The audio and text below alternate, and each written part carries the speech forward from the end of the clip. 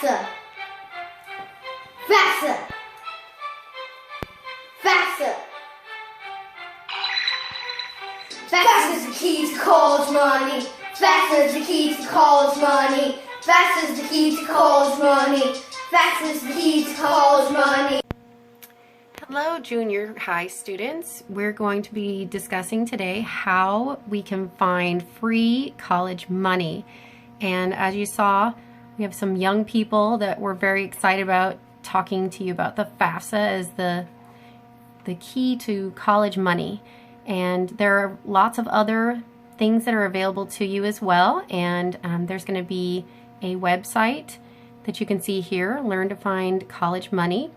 And this website will have this special college money worksheet that you can work through and find many of the tools that you need to get scholarships, to find scholarships, and to have opportunities such as federal Pell Grant and state grants.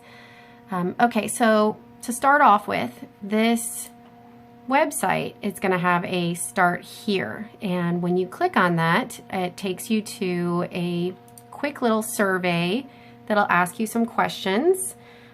Once you fill that out, then you can go ahead and go back to the website and look at the worksheet. When you see this worksheet, you're going to pull this up and it'll say, if you've not already done the survey, go ahead and click on it. If you have, then you can skip step 1. Step 2 is watching this video, which you're already in the video. Step 3 is going to tell you to navigate to saltmoney.org. And this is going to be a great way to find some scholarships that'll be perfect for your situation. So we're going to saltmoney.org here, and it's a free sign up. So you click on sign up and you enter in information about your name, email. You're going to have to create a password, when you were born, things like that. You don't have to necessarily click on the affiliations. If you want to, then go ahead and choose any affiliation that you would like. And then you would click on sign up. The SALT main page. And what you're going to be looking for is a to-do list. Okay, so on your to-do list, I had to exit out for just a second there. On your to-do list, you can search, and I clicked on this search box and I did the scholarship search, and you'll see find free money for school with scholarship search, and you can click on that, and then you go down and you say get started.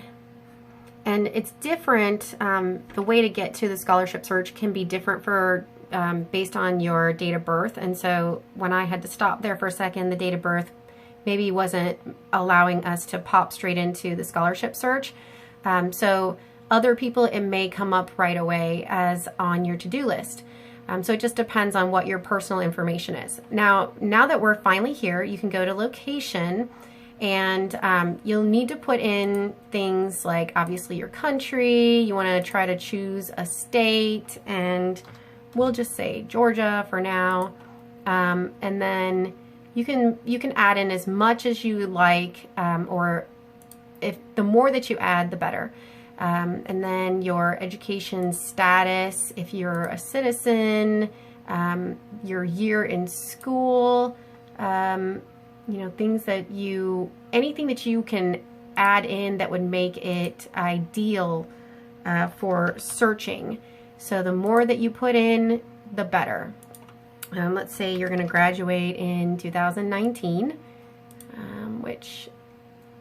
there we go. Okay, you definitely would like to put in a high school GPA if you know it, because that will narrow it down to quite a few. So you can say, let's say you've got a 3.5, all right? You can put in your SAT score, ACT score, things like that. Next, and then background, gender, age, let's say female, and you can pick that you are 17. There's stuff like religion. You can choose whatever you would like to put in. Again, whatever you can. The more that you add, the better, the more that you'll come up with as far as scholarships. Work, I'm going to say nothing for now. And then hobbies, sports, you can put all of that in. Let's go ahead and finish. And you're going to see that there are 1, 2, 3 that popped up right away. And you're going to want to go back to your worksheet and enter in the top 5. Now, I didn't enter in a lot of information, so that's why only 3 came up. The more that you put in, the more likely you're going to get 5. Okay, so that would be the first step. And by the way, if you want to go back to the scholarship search and you later on want to learn more about the scholarship, you can just click on it and you can log into your Salt Money account anytime to learn more about that scholarship. But back to the worksheet, the next step is going to be looking at the HOPE eligibility. And you go to the Georgia Futures website, and that is going to be over here. I'm going to show you. There we go. Okay. So here you see that we're on the HOPE Georgia Futures page that has several options. You want to click on the one that says HOPE and Zell Miller scholarships and not on the one that says grants. We're looking only at the HOPE and Zell Miller scholarships at this point. So on your worksheet, you're going to see that there are certain things that you need to know and fill in, such as what is the minimum GPA required for the HOPE scholarship. Now, the HOPE scholarship is it's based out of Georgia, and so you're going to expect certain things like it's meant for Georgia institutions. And it's also merit-based, which means that you need to have a certain GPA in order to get the scholarship. Now, the scholarship is going to be a 3.0. Okay, now we're on to step 5, which is navigating to the FAFSA Forecaster website. And I have the FAFSA, which is going to be in this right here. So you type in FAFSA Forecaster and you'll be able to see right here. So this is what it looks like, the FAFSA Forecaster. And you have to start off with, it won't let you move on to the next set of questions until you answer one. So obviously you have to say whether or not you're a U.S. citizen. So yes, I'm a citizen. And now you can enter in things like your date of birth. You can say if you yourself are married or not, and then when you begin college, what will your grade level be? And you can say either never attended, or if you've had dual enrollment and you've gone to the campus, you may say something else. Do you have children? Have you filed taxes? Now, it won't let you move on until you answer any of these things, like if you are active duty, if your parents are deceased, foster care, homeless. I'm going to click none of the above, and then we will be able to move on to the parent information. And you say whether your parents are married or not, how old your parents are, and then you can say how many people live in your household. These are all things that you should know already, that you won't need to ask your parents about, but if you're not sure, then go ahead and ask your parents before you start this particular form. Now, there is something that you will need to ask your parents ahead of time, and that's going to be, have they filed their taxes? And if they have, they're going to need to know what their adjusted gross income is for last year's taxes. And so you'll put in that number, just tell them, hey, how much money did you make last year? It can be a rough estimate. It does not have to be a perfect number. So you can say, you know, if your parents made a certain amount of money, put it in, and then you can move forward. All right, we're going to go ahead. Have you filed? If you have a job and you filed taxes, then you'll have to fill out this part right here as well. I'm just going to say nothing for now. Okay, so it gave me an error because I forgot to put in your parents' state of legal residence. So make sure you get everything that that they have asked for. Okay, have you earned any income? No.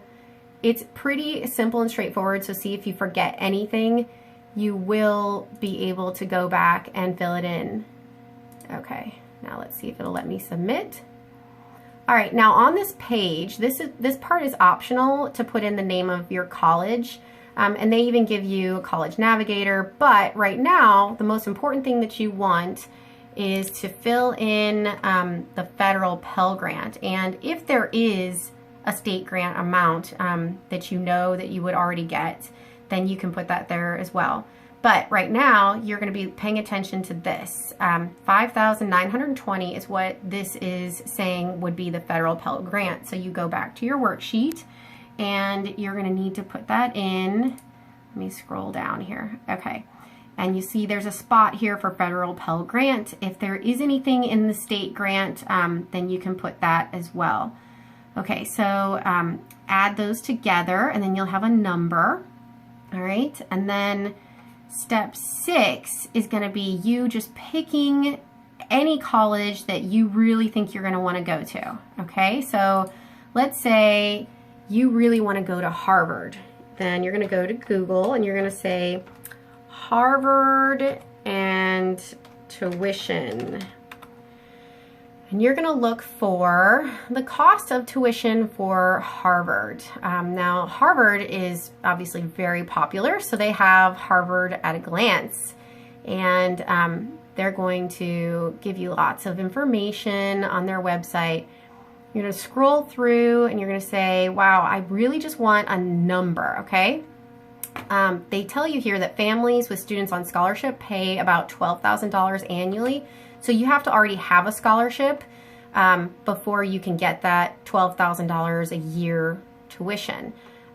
So keep looking. Students' families with incomes below $65,000.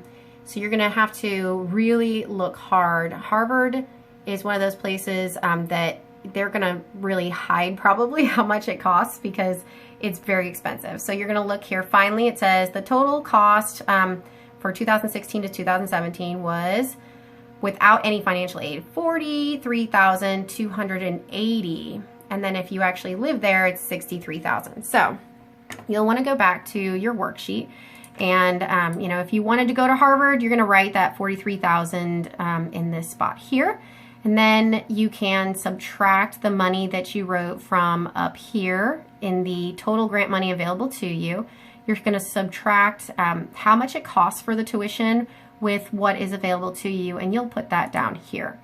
And then your last step is going to be going to the final post-college scholarship knowledge survey, and the link is here. And that'll take you to that same website that you went to before for the first set of questions that you had. And if you want to know more about the whole process, FAFSA does have a special website that goes through everything that you would want to know. So here we go. Here's the survey that you'll fill out at the very end of your worksheet. And this here is going to be at the bottom a checklist that you can check out and see what the FAFSA website tells you should be doing at this point in 11th grade. They also have it for other grades as well. Okay, so you can see here, this is the checklist, and you can see that they advise you to take the PSAT, do the free scholarship search, all of those things. That would be more like extra credit.